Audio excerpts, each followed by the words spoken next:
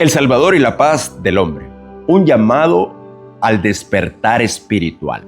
El Salvador ha sido durante décadas un territorio marcado por la violencia, la pobreza, la corrupción política y el derramamiento de sangre. Durante mucho tiempo, su nombre resonaba en los noticieros internacionales como sinónimo de pandillas, inseguridad y muerte. Pero en medio de esa oscuridad, una nueva etapa comenzó a gestarse. Un gobierno emergente liderado por Nayib Bukele prometió paz, seguridad y orden. Y en efecto, lo que antes parecía imposible comenzó a hacerse una realidad. Los homicidios disminuyeron, las calles se limpiaron de violencia visible, los grafitis que marcaban territorio desaparecieron y la población por fin comenzó a respirar un aire diferente. Se escuchaban palabras que por años parecían utópicas: tranquilidad, seguridad, esperanza. Sin embargo, en medio de esta aparente calma, hay una voz profética que no puede ni debe silenciarse, porque no toda paz es verdadera paz, no toda seguridad proviene de lo alto y no toda esperanza es duradera si es cimentada en estructuras gubernamentales o estructuras humanas. Es en estos tiempos donde la iglesia del Señor debe abrir los ojos y discernir, no con los sentidos naturales, sino con la sabiduría que solo el Espíritu Santo les puede dar. La palabra de Dios nos enseña en Primera de Tesalonicenses 5:3, cuando digan paz y seguridad, entonces vendrá sobre ellos destrucción repentina, como los dolores a la mujer encinta, y no escaparán. Este versículo no es simplemente una advertencia para los tiempos finales, sino un principio que debe servirnos de guía en cada época y en cada nación. ¿Qué tipo de paz estamos celebrando?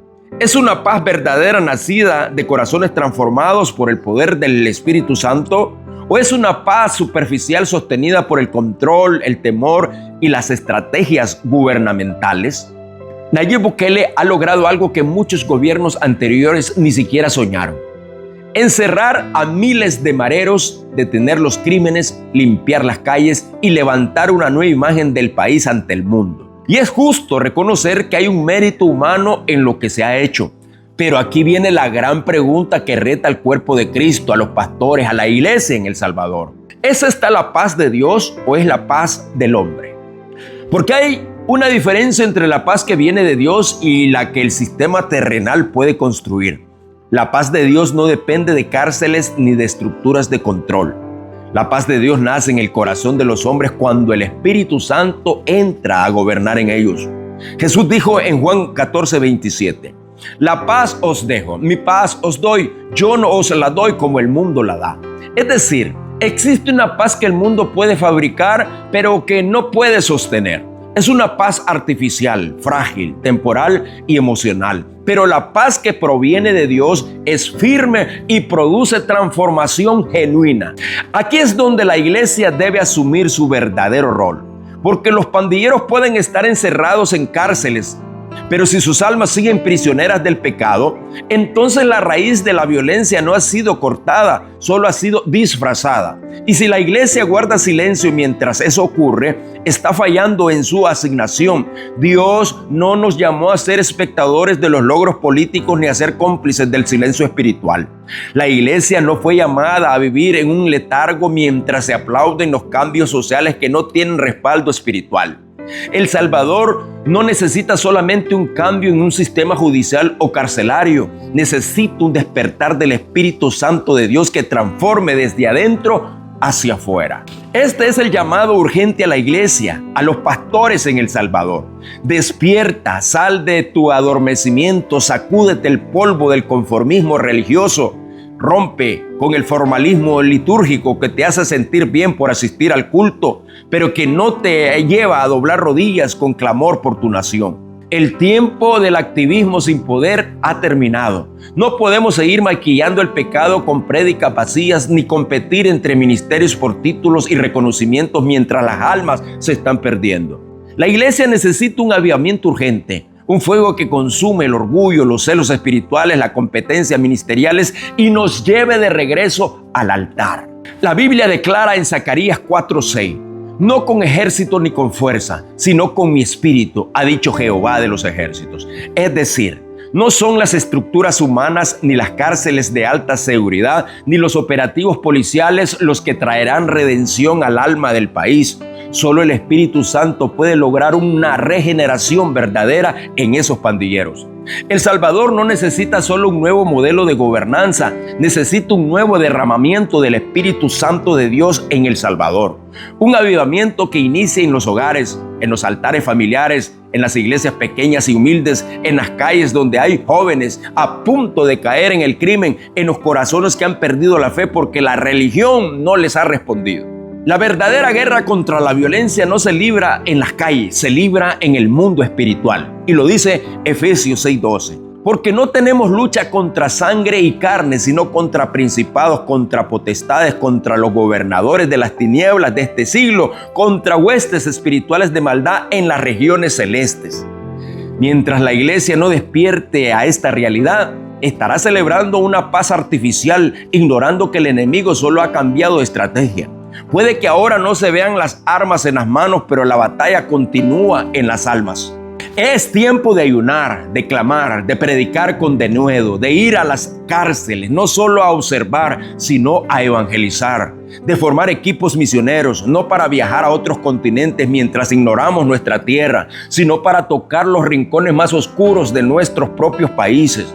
Es hora de que los pastores dejen la vanagloria, que los adoradores dejen la plataforma y regresen a la intimidad, que los intercesores vuelvan a llorar por las almas, que los jóvenes se levanten con fuego, sin contaminación doctrinal y que prediquen con autoridad. No necesitamos más show, necesitamos poder. No necesitamos más estructuras, necesitamos presencia de Dios. No necesitamos más aplausos, necesitamos doblar rodillas. Porque esta aparente paz que vive El Salvador, si no está acompañada por un genuino mover del Espíritu Santo, puede convertirse en una trampa espiritual. El enemigo es astuto, sabe que el pecado prospera en silencio. Si no hay violencia visible, la iglesia se relaja. Si no hay amenazas en las calles, el clamor se apaga. Pero el enemigo sigue trabajando en la pornografía que consumen los jóvenes en secreto, en la corrupción silenciosa de algunos líderes, en la frialdad de la fe de muchos creyentes. Y si no estamos alerta, esta generación celebrará una paz que encubre una decadencia espiritual. Pero hay esperanza porque Dios ama a El Salvador.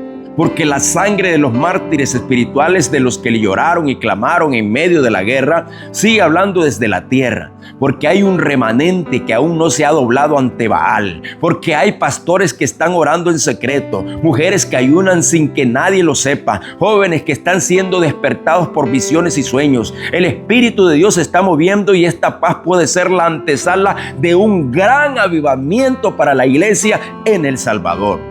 Si la iglesia enciende la llama, El Salvador no solo será conocido como el país que venció a las pandillas, sino como la nación que fue transformada por el fuego del Espíritu Santo. Por eso el mensaje es claro.